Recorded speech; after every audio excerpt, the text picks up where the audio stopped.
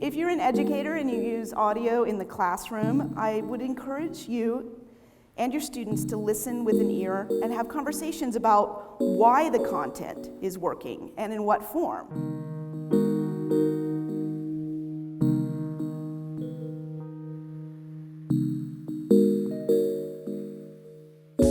Okay, so magic, what am I talking about? Here's a little moment of magic, I think, in Against the Rules. It's from episode 2. As you'll hear, host and author Michael Lewis is in his local police station in Berkeley, California, reporting a case of identity theft to the police. An unknown imposter took his name, and that fake Michael Lewis got a Citibank credit line of $1,600, did not repay any of it, and ruined Michael's credit score. And that's the thing that kind of gets under my skin, is that the financial sector has figured out a way to shift the burden of this problem onto people who have nothing to do with the problem. Let me get you a case number. Great. Dispatch 137. I've never had a case number. Can you put me on the board and generate numbers for 530.5, 1019? You know what all those numbers mean? Oh, yeah. You're talking, really? Yeah, it's just like another language. 137, case 60146600146. 10-4, thank you. I feel like I exist again. So right. I'm going to give you a business card with the case number, and I'm also going to give you a victim of identity theft pamphlet. I already said this, but I'm the real Michael Lewis, and this is Against the Rules, a show about the decline of the human referee in American life and what that's doing to our idea of fairness. So it's just a little bit of magic in that theme sequence there when Michael sort of starts to hover above the scene that he's also in, and this harp music enters. And my role in this whole sequence was actually pretty minimal. I suggested that Michael identify himself this episode as the real Michael Lewis. And I might also have suggested that the producers stretch the crossfade between the police scene tape and the theme music. But most of the magic on the show is sort of an operation of the producers, Audrey Dilling and Catherine Girardeau, who's here, and along with their assistant producer, Zoe Oliver Gray, and also the theme composer, Nick Bertel of Succession fame, made that theme. And there's also lots of magic going on behind the scenes at Pushkin with a lot of people. So there's also Michael himself, who's, not too untalented. This is not Michael, by the way. That is my cue to now start to interrogate this question of magic as it comes to our profession of audio production. Now, magic exists in the gap between empirical knowledge and apparent results. We know there's sort of a trick, but we don't know what it is, and so our pleasure of the outcome is so great that we suspend our need to know temporarily. How much does my knowing all the tricks of audio ruin the spell for me? It does a lot, actually, to be honest with myself. My tolerance for audio sort of foibles and cliches has really taken a nosedive. Since I've become an editor, I'm intolerable in the car when the radio is on. But at the same time, I also have an increased admiration for my colleagues when they do manage to defy gravity and when they manage to create something totally new and not mediocre. And this kind of admiration is also a form of pleasure that I really enjoy. So that's the issue, and so that's where I'm coming from when I say that overall, I think audio storytelling in our American culture, and maybe other cultures as well, has a real magic problem. So, we need to fight the magic. I can't think of any popular form in this country that has more of a gap between what inside practitioners know about it and what outside listeners think they know about how it's made. In a few minutes, I promise I will give you some concrete examples of what I do as an inside practitioner, as an editor, and I hope a lot of that will be useful to you in your own work. But because there are academics and teachers in this audience, I wanted to take advantage of the education side of the sound education event, and I wanted to make a plea to all of you, if you teach, to help us learn better critical listening skills, if you're not doing that already, and I know many of you are. To help your students hear with educated ears and not fall under the spells that kind of plague critical discourse around our field of audio. Here's one example of what I mean. This is an op-ed that appeared in the Times in 2015, Hearing is Believing. I hear some laughter in the back seats. The author writes, to produce a show or a non-text-based book is relatively cheap. All you need is a writer, a studio with tech support, a few characters, and before you know it, you have Serial. The author of these lines is James Atlas, and I know he meant well, he really did. His larger point was that podcasts are opening a new kind of literary form, and he loved them. Atlas was a biographer, mainly, and that kind of phrase of his, before you know it, that's the kind of thing that biographers use to glide past sort of the more boring aspects of their subjects' lives. Before you know it, Yosif Vissarionovich Djugashvili became Stalin, yeah. Before you know it, however, is absurd when applied to one of the most rigorously produced audio series of recent times, and I can only imagine the bitter peals of laughter that emerged from the Serial offices in response to this line.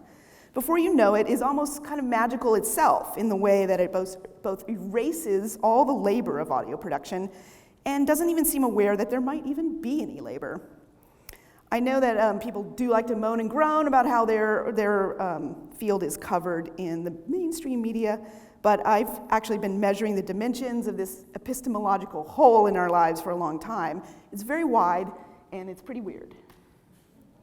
Here's a piece by the legendary music critic Greil Marcus that came out in 1998.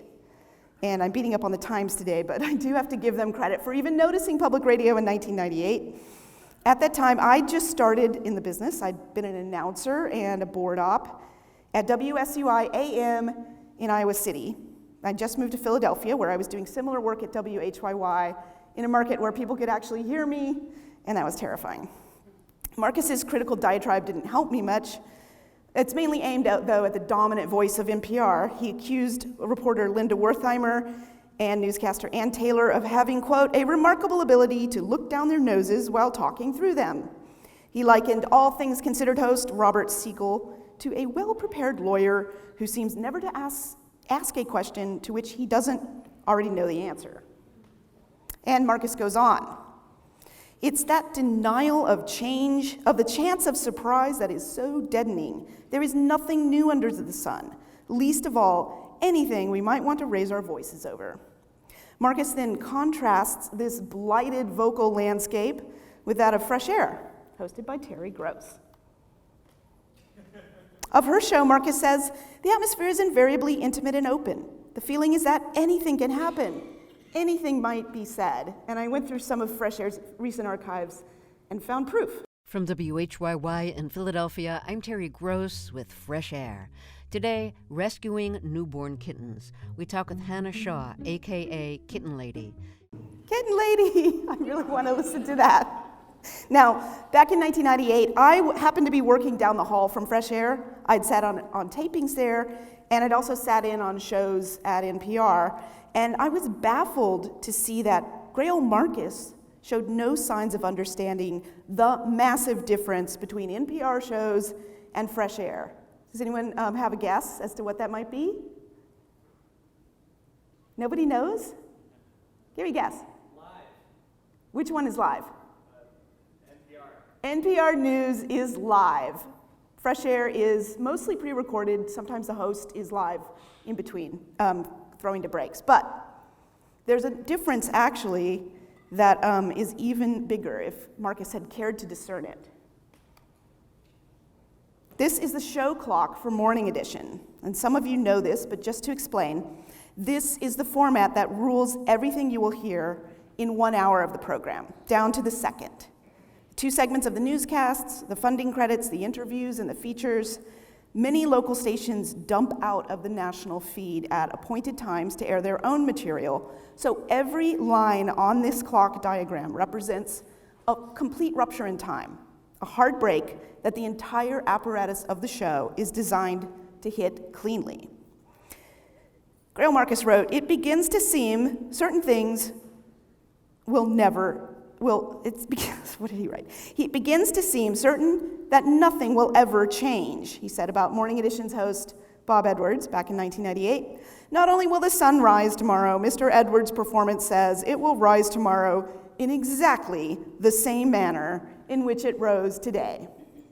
Yes, this is correct. Greil Marcus seems completely unaware, however, of why it is correct. Now, this is the show clock for Fresh Air. Fresh Air also has breaks, which Terry does announce. But do you see those dotted lines on the outside of the clock? Those indicate the existence of floating breaks, which can happen anywhere within a certain span of minutes. And every single day of the show, Fresh Air producers let the stations know when those breaks are going to occur on that day's program via a system called the DAX. Who here's a DAX jockey? Okay. So, in terms of the way Fresh Air sounds and the way it's put together, this floating break changes everything. This American Life has floating breaks. A lot of the shows you hear on the weekends have floating breaks. And that allows producers sort of more leisure to rearrange the interviews, to allow thoughts to run to a complete cycle and consider the entire flow of a segment, and then put a break after that. And so in the end, everyone on the air is sort of sounding, in addition, because it's pre-recorded, everyone is sounding much more relaxed and sort of spontaneous, but spontaneously relaxed in the way that Greil Marcus likes it. Now, this isn't to say that Terry isn't a virtuoso host, because she is, but her show lives on Venus, while Morning Edition lives on Mars. And then there's podcasting, which I'm pretty sure lives on Kepler 442b. So, that missed arrow of Greil Marcus in 1998, it stayed in my mind for a very long time, and it kind of made me obsessed with how even very astute listeners like him know so little about the manufacture of spoken word audio. And in 2013, finally, my obsession got turned into an episode of the podcast, 99% Invisible. The producer and editor on that particular episode, Sam Greenspan, is here in the audience, and you should go hear him speak tomorrow. So the clip I'm about to play for you, Roman Mars and I are getting into some really deep stuff about the clock and its impact on radio producers. And this is the director of All Things Considered, a woman named Monica Evstativia. And of course we had dreams about it. At NPR, they're called director's dreams. You lose control. You cannot regain back control, and you have lost sense of how much time is left in the segment, how much time is left for that piece, and usually it's like the worst panic attack. And you wake up and you're sweating, and you can't believe you just had another director's dream. I've had those where I'm on the board announcing Morning Edition on KALW, and the sliders don't do anything, and the buttons just don't look right, and so rather than try anything, I'm just paralyzed with fear. Oh yeah, in my dream, I'm doing a newscast with no copy, and I just have to talk and talk and talk and talk and talk like an idiot until the clock goes down. And I haven't even seen a down clock in ages. Now with podcasts, there is no time scarcity, no interlocking gears of local and national broadcasts, and that changes everything. Anyway, it goes on from there. Now, Roman actually did not want to do this story at first when I pitched it to him, because he thought no one would be interested in the clock or the differences between podcasting and broadcasting in 2013. But people were really interested. And part of that reason is because, as it turns out, NPR is employing all of its production magic to hide the existence of a clock on its shows. So here we were, moving to a new planet, Kepler 442b, podcasting, without anyone even knowing kind of what the first planet was about. And I must say, it is unusually easy for audio producers to hide our tricks. Even if you're not that skilled, it's easy to deceive the ear. So much of what we do to process speech, I think, happens on a subconscious level. So as listeners, we have a really hard time, seeing when artifice and performance are working on us. And I think producers have gotten a little too comfortable with our cloak of invisibility. For people who mostly deal with words, we are shockingly inarticulate about what we really do. Like it's some kind of crime against nature to have a clock, or to edit out the ums in speech, or to rearrange an interview and move the livelier part up to the top. Instead, we hold our tongues when our work is critiqued, or we wait 15 years, like I did with that broadcast clock story, to formulate a response. So, I'm here to say, don't be like me. And in the interest of talking the talk now, I'm going to pull back the curtain a little bit on what I do as a story editor. I know you've been waiting. Back in my days of broadcast, I really had to worry about duration above all, because I was working on shows that had a clock. So the main thing that mattered was, in the end, did the story I was editing fit in the clock the way the show director needed? And now with podcasts, we are on a different planet, and the issue now is not duration of time. The issue is listener attention. So this is my crude attempt to depict a new kind of clock that gives me nightmares. This is my new Wheel of Pain. Hot graphics, hot off the press. So you see, impatience is a big part of what I worry about as an editor, especially at the top of an episode. I can hear these listeners asking, what is this thing about? Is it worth my time? Who the hell is talking to me? Do I like them? If we can get past that, and usually that's needs to happen in the first minute, then we start to run into other potential nightmares like confusion. What is going on? Why are we jumping around in time? How does this host expect me to keep track of all these people? But in our efforts to address the nightmare of confusion, we start to encounter the nightmare of boredom, right? Because we're over-explaining. We're not giving the listeners any work to do. We're just telling them everything. And then they get distracted. And when they're distracted, there's a billion other things for them to do. They can check their Twitter feed. They can, look at what other podcasts are on their feed. They can, talk to people, which is the worst possible outcome. So, they might go away and just never come back. And that's sad, because then you're talking to an empty room, which is a nightmare that many of us have. So, how do we deal with these sort of four horsemen of our new apocalypse? We deal with them all subjectively. We do a lot of listening, and we work on a basis of trust in our production teams. And I'm going to give you some examples of how that works. But first, I just wanted to let you know that my tools as an editor are super basic. Like I said, I'm not in the Pro Tools. I dump a mix or a what's called a scratch mix. This is a scratch mix into Hindenburg, and I just use time as a diagnostic tool. So this is a scratch mix of an upcoming episode that we're producing with Jill Lepore. You guys heard it first. We are making a show with brilliant historian Jill Lepore. It's coming out next spring, and it's going to be the best. But right now, I'm worried about this opening sequence that takes 5 minutes and 54 seconds. Is that the best use of 5 minutes and 54 seconds? And so the production team, we're all, having conversations about that. So time is a diagnostic tool. And then sometimes it gets really intense, especially when we're producing music features. This is something I did in desperation, a second season of Revisionist History. We had a show called The King of Tears, and it was about country music and especially sad songs. Malcolm really wanted to make people cry with this episode. And I'm not really prone to crying about country music at all, because I grew up in Texas and I'm overexposed, but I still wanted to feel something, and I wasn't feeling it, and I couldn't figure out why. And so in the end, it's just sort of in desperation, I went through the mix and I graphed out every conversation about every song or every piece of music that was in there. And then looking towards the end and the one that was supposed to matter. And I was like, there's all this clutter of other songs in between the ones that matter in the end and where it begins. So basically, it got me enough distance from that piece that we could start to rearrange and cut things and sort of have proof that it would help us cry, and it did.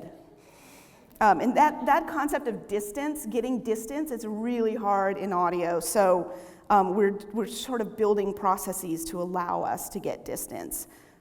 First, I'm helping the writer get distance on their material in my edits, then the production team to get distance. And we're always trying to, in doing that, we're trying to remove ourselves from our involvement in this material and get back to that place of that bored, potentially confused, distracted, impatient listener. So a lot of this process happens in an ephemeral way, and we don't want to, just sort of mock up the whole thing and be like, oh, that's not good, let's do it all over again. We work with people who don't have time for that. I don't think anyone really has time for that. So we do a lot in the process to try to minimize time wasting. But this piece that I'm about to play you now, it kind of went pretty far along in the process, and there were iterations that we had to tear apart. So I'm going to play you like a little bit of earlier versions that we rejected to show you kind of like how this works in audio form. This is from an episode last season called The Hug Heard Round the World. Has anyone heard that one? Malcolm Gladwell brought the script in early in production of the season, and he started it out, the opening scene is pretty much the way you're going to hear it now. I didn't know what this story was really about, and that's kind of the way I like it when I'm editing, because my ears are fresh. I don't have any preconceptions about what the story will be. So basically what I'm going to play you here is kind of a more polished version of what we heard in that first draft at the very top. And tonight's very special man of the hour, Sammy Davis Jr. The singer and comedian Dean Martin did a regular series of celebrity roasts from Las Vegas during the 1970s. They were broadcast on NBC on Thursday nights, national television. The featured guests were a who's who of that era: Muhammad Ali, Ralph Nader, Frank Sinatra, Truman Capote. It was a ritual of comic humiliation. The guests took their medicine. The country watched in mock horror. In April of 1975, it was Sammy Davis Jr.'s turn. At the microphone is the host, Dean Martin of Rat Pack fame. Big, tall, handsome guy. His shtick was that he always pretended he was drunk, even when he was. And in recognition of one of the great black men of our time, even the NBC peacock is wearing an afro. Okay, that's pretty brutal, and it gets worse from there. And it was a really fascinating scene from recent history that filled us with dread, but we also weren't quite sure who, when we were hearing it, was at the center of the episode. It turned out, of course, that Sammy Davis Jr. is at the center of this episode, but then it raised the question of, like, why did he care about him? And the scene was just so dazzling that we couldn't quite get a purchase on what was going on. And it was also so brutal that there was kind of emotionally nowhere to go from there. So that was the big note that we gave Malcolm after the first read-through, and he's really open to these notes. So after a lot of back and forth, he restructured the whole episode, but he also just set it aside, and he worked on other episodes, and he came back to it, and that kind of gave him distance from the first draft. So this is how it sounded in the next iteration that he brought in.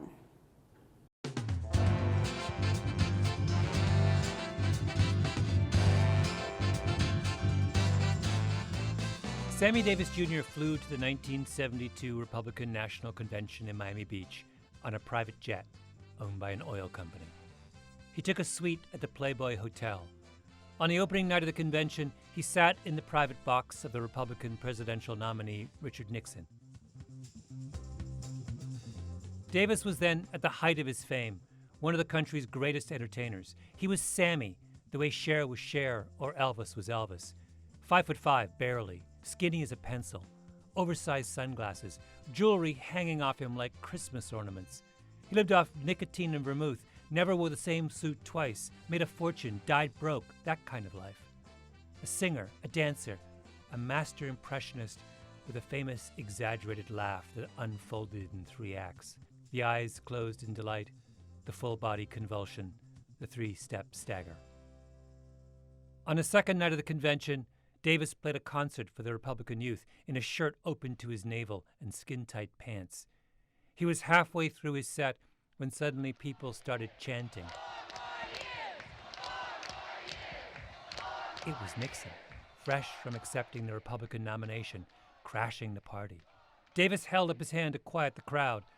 Ladies and gentlemen, the President and the future President of the United States of America. Pandemonium. So that was pretty good. And that scene helped set up the central tension of the whole episode, which concerned the tragedy of Sammy Davis Jr. supposedly selling out. He hugged Richard Nixon, and that ruined his reputation in the black community. And I was pretty good with this as an opening scene, but our lead producer, Mia Lobell, who's here tonight, she was not feeling it yet. Because she wasn't feeling any connection to Sammy Davis Jr. We were asking the listeners to fill in so much information about him and the context that it just it just wasn't working as an opening scene. And she actually had more distance at that point than I did from the episode because I'd been so involved in editing it. So we tore it up again. And this is how the episode now starts, forevermore.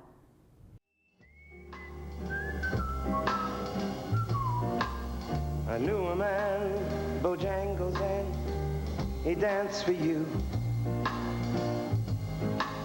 In worn-out shoes with silver hair. Sammy Davis Jr. was one of the world's greatest entertainers. He was Sammy, the way Cher was Cher or Elvis was Elvis. 5'5", barely.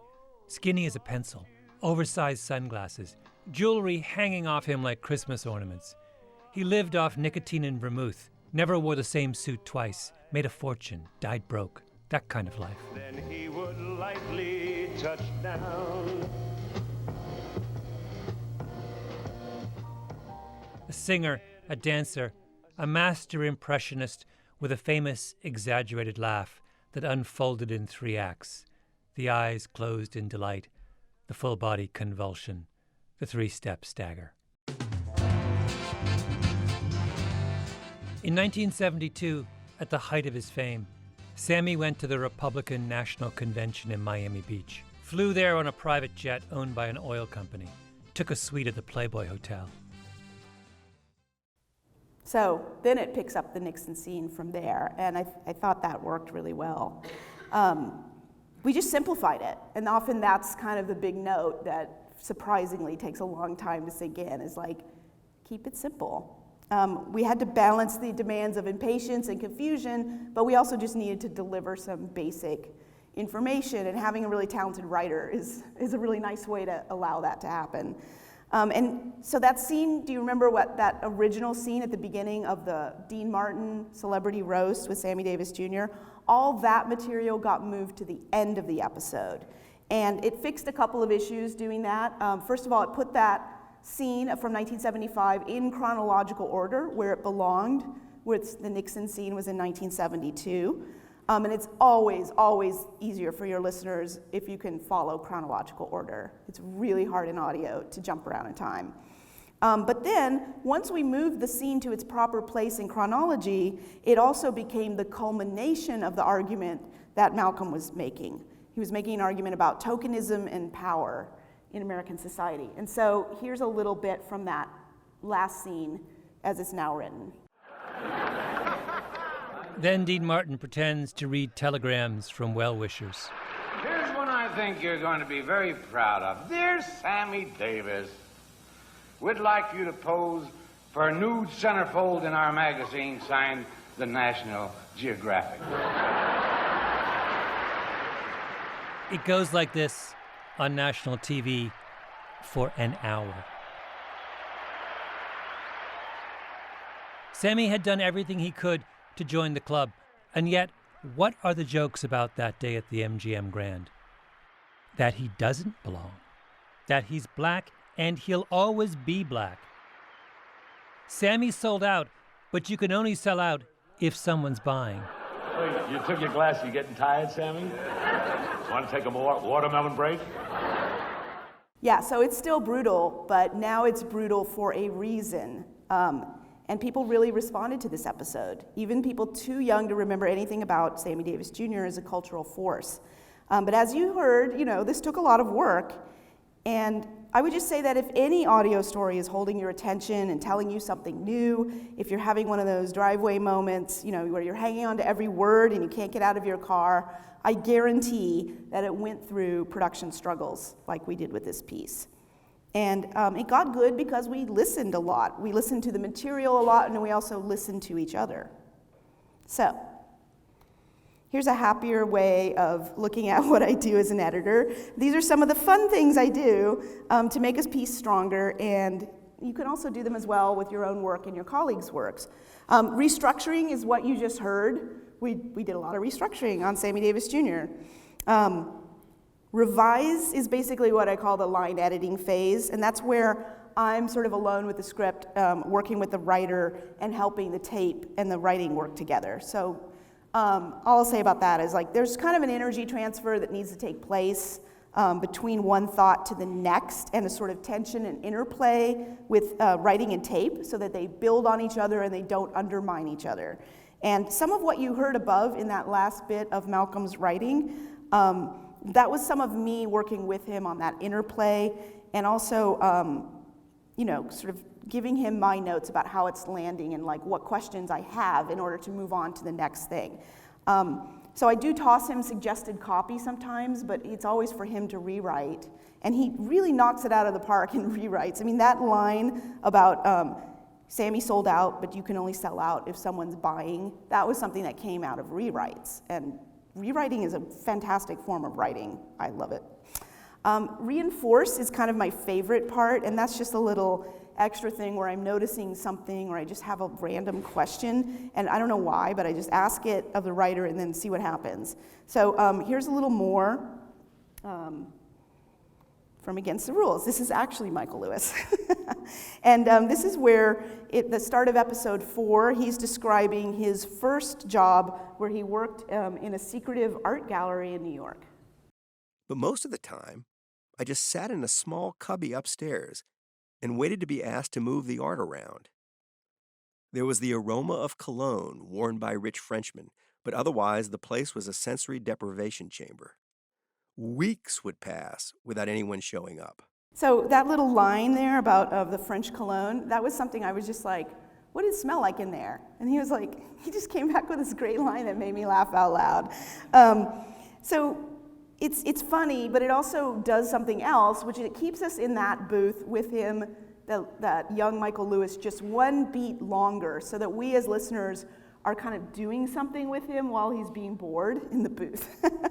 And that's a musical thing that just sort of happened, and I don't know why, but I liked it. So I am going to read you a kind of interesting review that came out of the show. And it's really an honor to work on any kind of show that gets reviews, as you know. The New York Times book columnist wrote about the show. Lewis is a persuasive speaker, and the podcast is expertly produced. Thank you. I'll listen to the rest of this series and probably to any other that he makes. The reviewer does go on. I also hope that this move of his isn't a meaningful data point in some larger cultural trend, and that he will keep doing what he does best, which is write books. Ouch. Yes, Michael Lewis does write really good books, and he's also started to work with us, by the way, on a second season of Against the Rules.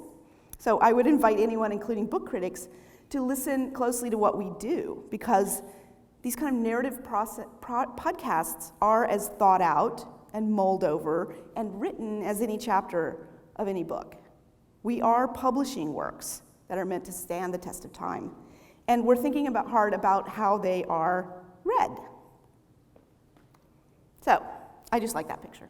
What can we do to fix this hole in our world, this sort of epistemological gap that I talked about between what I do on the inside and how it seems to be received on the outside? First of all, if you're a producer, I think, and this is starting to happen much more in places like Transom and in the world that we live in, and conferences like this, we need to talk more publicly about what we do and why.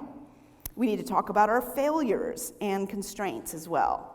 You are not wrong for having a craft, just as filmmakers and authors and musicians have crafts, and they seem to talk about them incessantly. We could use a little more of that. If you're an educator and you use audio in the classroom, I would encourage you and your students to listen with an ear and have conversations about why the content is working and in what form. And you can use the same tools that I use as an editor here. You can use waveforms and time codes to diagnose duration and elements like repetition and the flow of information across the course of an episode. Educated listening is a skill that's really, really needed and worth cultivating. And now, here's the big ask, and I know, again, that this is happening in places, and you guys are at the forefront of it, and I hope, I'm just basically like giving you a shout out if you're already doing this, but I think we really need to elevate criticism of audio storytelling. Academic criticism, cultural criticism. Thank you. So there is a great essay that Sound Education will be tweeting out by the producer Sarah Montague of Selected Shorts. She published it in the Sarah's website, and it's called Towards a Poetics of Audio. So I just urge you all to go read it, because I'm really indebted to her for some of these thoughts. Sarah writes, if we don't encourage criticism, we aren't sufficiently valuing our work. And if we don't, neither will others, and neither will history. So you and your students are the ones who are going to help us write that history. You're the ones who are going to give audio storytelling the kind of pattern recognition, the rhetorical analysis, the intertextuality, and the cultural discernment that it now lacks and that it really deserves. And you could do this work, I would encourage you, in audiobook form, incorporating the very sound that you're talking about. Your audio shelves, metaphorically, might be lonely at first, but I'm guessing that they will be crowded soon enough. And keep a little magic on the side just for you. Thank you. Yay, unicorns! What writers or critics do you think are beginning to do this? I mean, Sarah at the New Yorker. Sarah Larson at the New Yorker is fantastic. You know, the Bellow Collective, a lot of it is just sort of grassroots stuff. Australians, for whatever reason, are like badasses in this field of audio criticism. I mean, I'm speaking with a woman on Monday who's writing a paper about audiobooks and audiobook production, and she's really interested. We did the audiobook for Malcolm Gladwell, Talking to Strangers. He used tape, we used music, we licensed clips, we have actors. You know, it's still an audiobook, and it's a very different vibe from a podcast, but we use the tools of podcasting in that book. And so she's writing about that and other things. So that's super interesting, and there's a couple other journals out of Australia that are interesting as well. But I think, you know, like the translation of all of this stuff into print form just makes it stultifying to read. So I really think audio itself needs to start critiquing and unpacking audio. I know there's also some podcasts that are like meta, where people are breaking down, like Crime Writers On, where they're breaking down a show. And On the Media, of course, is the OG of all this. But, you know, like I think you just can't have too much, you know? We just need so much more. I mean, compared to music criticism, it's just really anemic. So there's lots of room. I'm wondering if there are things that, like, you in charge of a lot of social science folks and see a lot of social science work. Is there interesting social science to be done on this? Like, like quantitative work? And what would help a producer like yourself to know anything empirically about this sort of thing? I think there's a lot of folk myths in our business about how people listen. And I mean, Tom Webster of Edison is, you know, trying to drill down on some of that. But there's a lot of just folk, and studying those specific folk beliefs in, you know, at their origin points in newsrooms and in podcasting shops, and then seeing if they're true. Like, I love that. Not to say that media studies is an empirical work.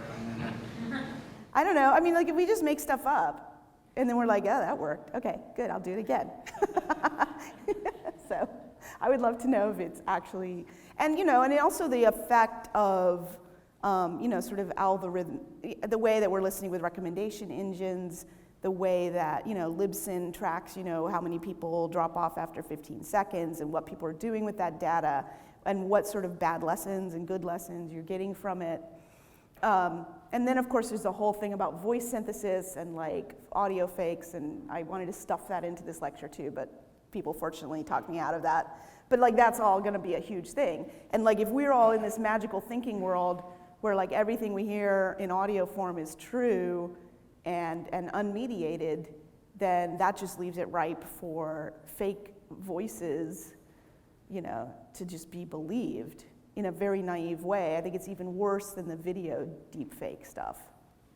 I'm wondering, as we do see some trends in this like chatcast, celebrity chatcast direction for lots of audiences, I wonder maybe if it's just me or if we are exhausting audiences, and how do we keep from exhausting audiences? I think new people are coming to it all the time, and you know, it is true. Like if you feel like you're doing something just because you've done it before, you know, like stop doing that.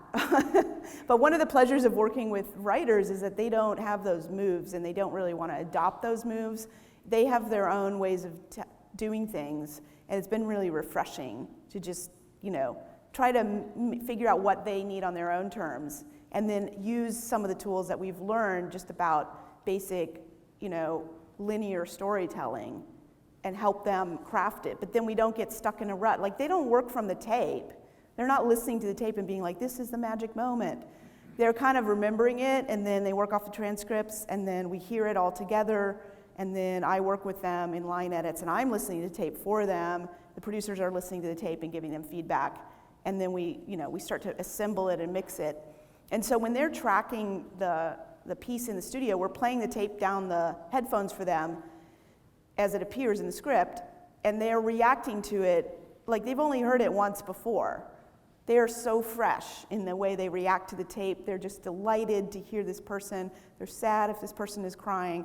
And it's just kind of like, it's its own weird magic, because it's just like they are not overexposed to it through the production process. So I just think working with people outside the process that we're used to, listening to them and not being so nervous about like, you're not doing it right, like that helps break a lot of these habits. But then I think it's also part of the reason we've developed these habits is because we're doing them in isolation, and so there are not the sort of informed critics who are listening to our work and being like Greil Marcus was doing with voices, but like maybe a little deeper, like why do you have this habit of always doing it this way, and like really implying understanding of the craft, and that has to come from people who've made it, and we have to be willing to talk to each other more about our work in a sort of safe way. And right now that just doesn't happen. Like, I can't go out and like drag somebody in my business because I'll see them. You know what I mean? I don't want to be mean. So it needs to come in the way that, music critics and other people just become part of the ecosystem. And maybe we don't like that all the time, but it's much healthier to have that, and then to have a reflection of what you do come back at you. Like there was a critique of Gladwell's of the podcast where someone mentioned in Wired that he says, "I love this and I love that" a lot, and like I was like, oh, somebody noticed that, and like those lines, "I love this," those are usually coming in the studio. I'm just like, why do you want to say that? Why do you want to bring up this guy again? And he's like, "I love it." I'll just say that. So it's coming from a place of just. It's just something that we just kind of reach for, and somebody noticed it, and I was like, oh, somebody noticed that, like maybe we don't need to use that line so much anymore. Like it's not working by repeating it just unconsciously, it's working against itself. So, I'll notice that next time he wants to say, "I love so-and-so." I'll be like, no, you use those up. Think of something else. Does that help? Yeah. As producers and editors and what I call mixologists, we, in terms of taking raw material and turning it into a finished piece, we have guidelines, we have guideposts. So in news, it's acts, tracks, ambi, acts, tracks, ambi. But in terms of editing material into a finished piece, do you subscribe to the belief that there's no right way, or maybe I should say there's multiple right ways? Mm-hmm. Yeah, for sure. I mean, it's just building the process that allows for a lot of feedback, and building the process that allows the time for that feedback to play through. So, we'll be starting production probably on the next season of Revisionist History. Malcolm will be starting to bring in scripts in February, but then like the show doesn't drop until June. So, we're working with Jill Lepore right now on a show that will drop in the spring, and the same thing with Michael Lewis. So it's like allowing enough time for all of these stages to happen before the writer gets in the studio, because we don't want to waste their time in the studio. And I think it's mainly building backwards, from the idea that revisions in audio are a lot of work. Like, try to get all that, kind of get it the way you like it before it's mixed with their voices, and that's the huge difference that you just have to teach people, is like, you can't just do a rewrite easily or quickly. You got to go in, you got to do pickups, you got to match your previous voice. It's a pain in the ass for everyone concerned. So we're building a process to try to avoid all that. So other than that, I don't, like in terms of content, it's just like, what are we enjoying? Like, what is bringing us delight? What is evoking emotion? What is surprising? What is showing the author's personality? You know, and a lot of my edits are pulling people out. Like, why are you saying this? Why are you obsessed with this? What is going on here? I'm a curious listener, and you know, when you're dealing with people who already have an audience, you do get some more leeway in that regard. Like, they're there for you out of curiosity as well as the content of what you're saying. So that adds an extra dynamic that makes it really fun to play with. But it creates its own genre in a way. Are there any specific podcasts that you listen to that inspire you, or authors that inspire you? So many. It's just like an embarrassment of riches right now. I did a little consulting work on White Lies from NPR, and I thought they did a really fantastic job of unpacking this piece of history. And it gave me some ideas about ways to take risks, ways to incorporate the modern place with the historical place and the sort of shadowy things going on, and ways to get at like complicity and weird topics that aren't so obvious, you know. Oh my God, I feel put on the spot. There's just so many great things. Dan Taberski's work I really like. Just like people who can write well and write well in this for the ear in this form. I mean, Sarah Koenig is just the master of that. And the thing is, it's like a lot of paradoxes, and you know, my colleagues and I talk about this a lot. It's like the easier it sounds, the less effort that seems to be put in it, the harder it is. You know, it's sort of the paradox of what we do. So when you hear something, you're like, that went down easy. You know, you're like, oh, that probably took a lot of work, turning on that part of your brain.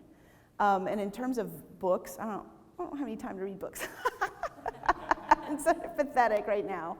I'm reading Jill Lepore, I'm reading Michael Lewis, and like appreciating what they do and what they bring to this sort of deep sort of interests and material that they're bringing to this work that they're doing in audio. And that's really, really rewarding to be able to work with people like that.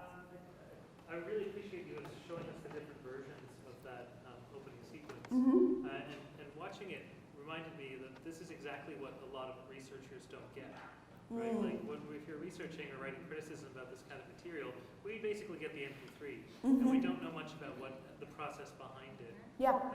And that made me think of, you know, something I think about a lot is what this moment of podcasting history will seem like 50 years from now. Yeah. So 50 years from now, people will probably still know about Serial. They'll probably still know about the pieces that have won Peabody's or have been written about in the New York Times. Mm-hmm. But one of the things that will be lost is what you showed us today, right? And so, just, you know, since you work on a revisionist history podcast, I'm curious about what you think, if you could, just as a kind of thought experiment, 50 years from now, like what do you think is being forgotten or left aside now that you hope wouldn't be? Right? Yeah. And if this is 50 years in the future, what are some things that we might not be holding on to now that you think would be really important? Well, you'd be able to do a scan of our Google Drive in the cloud. The AI could be able to figure out, you know, statistically, like all the versions that a thing went through. I mean, it is preserved in a way. But I think the vestiges of any new form can be traced, right? So, you know, I think of radio, and Bill Siemering is here, you know, like the public radio that he invented basically, you know, was coming out of educational broadcast in the Midwest. And then there was sort of the sort of addition, I think, of a sort of a vaudeville culture, and the MC being the vaudeville guy who would introduce acts coming on and off, and that sort of radio, that morphed into radio drama, which then morphed into television, which we all, you know, live with now. So I think there's ways in which we are speaking a language that we don't even know we're speaking, you know? And so whatever it is that we're doing now, if it's new, it's still gonna get coded, and if it's working, it's gonna get coded into other cultural forms, whether or not any of, you know, like there's a whole infrastructure of radio drama that was in the buildings of Midtown that like we don't know about, but there's like still, you know, auditoriums where they enacted these things, and there's like we're excavating material for Jill Lepore's show about Foley effects, you know. that were on wax disc and stuff like that. So, I mean, I think it's there. I think the problem is that it's hard for us to think historically about audio because our ears are not trained to use critical faculties at all. When it comes to audio, it takes a lot of work. And so that's sort of why the basis of my plea is like, teach the young ones, because like, I don't know if like if you haven't figured it out, like early on, to be taught to interrogate a piece of audio the way you would a text, that you can cut through that emotional response and that sort of subconscious response and start to realize that it's doing things, that it's intentional, and it's having an effect on you for a reason, or maybe it's trying really hard to have an effect and it's not working. Well, that's also interesting. So I just think like there are ways that we can teach those skills, and then, it'll be a different type of listener who's listening to our work, and I'm fine with that. Thank you all for coming. I really appreciate it.